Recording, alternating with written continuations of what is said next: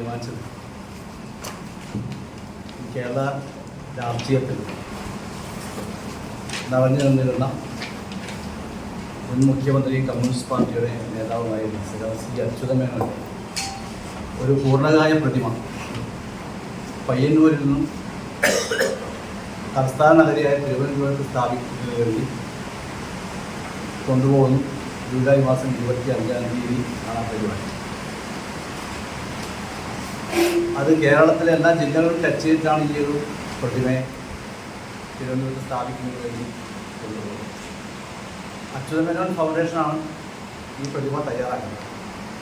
അച്യുതമേനോൻ ഫൗണ്ടേഷൻ്റെ ഒരു അപേക്ഷ പ്രകാരം തിരുവനന്തപുരത്തെ മ്യൂസിയത്തിന് സമീപം അച്യുതമേനോൻ ഫൗണ്ടേഷൻ ഒരു സ്ഥലം അനുവദിച്ച് കിട്ടി.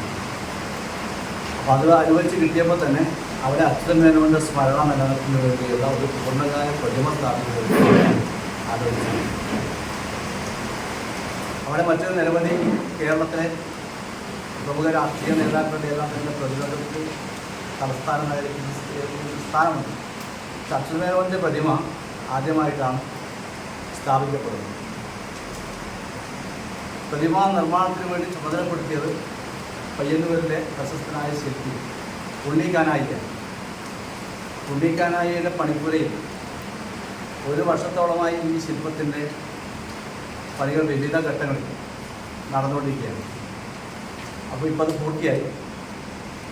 ഈ ആഗസ്റ്റ് മാസം 16-നാണ് അച്യുതമേനോൻ്റെ ചരമവാർഷികദിനം.